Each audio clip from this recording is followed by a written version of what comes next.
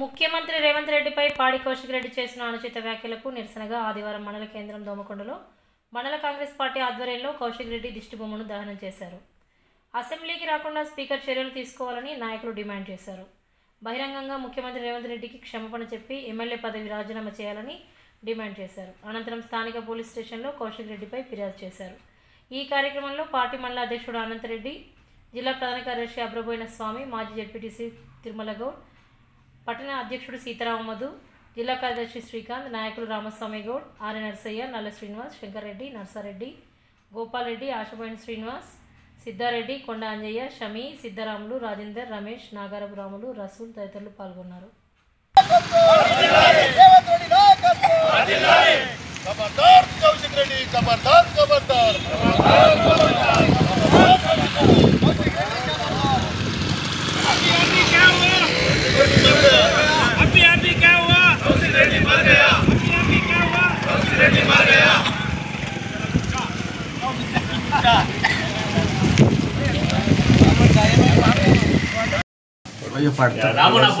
ఇక్కడికి రైట్రా కొంచెం కష్టమే అందరు రావాలంటే కష్టం.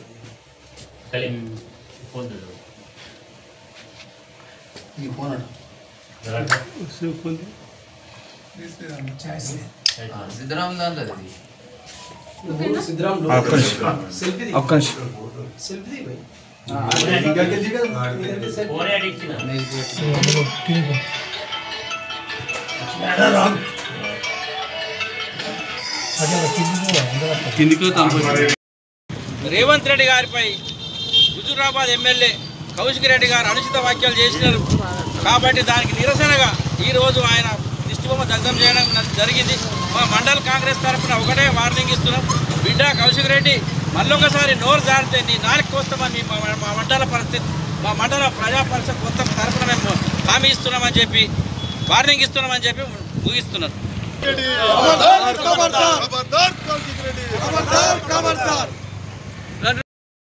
ఎమ్మెల్యే పాడి కౌశిక్ రెడ్డి తన నోరు జారుతూ దురుసుగా ప్రవర్తిస్తూ బూతులు తిడుతూ ఒక రాష్ట్ర ముఖ్యమంత్రి గౌరవంగా మాట్లాడాల్సినటువంటి ఒక గౌరవప్రదమైనటువంటి పదవిలో ఉన్నటువంటి వ్యక్తిని మరి దారుణంగా ఒక సభ్య సమాజం తలదించుకునేలాగా ఆయన వ్యాఖ్యలు ఉన్నాయి కాబట్టి ఆయన వెంటనే బహిరంగంగా క్షమాపణ చెప్పాలి.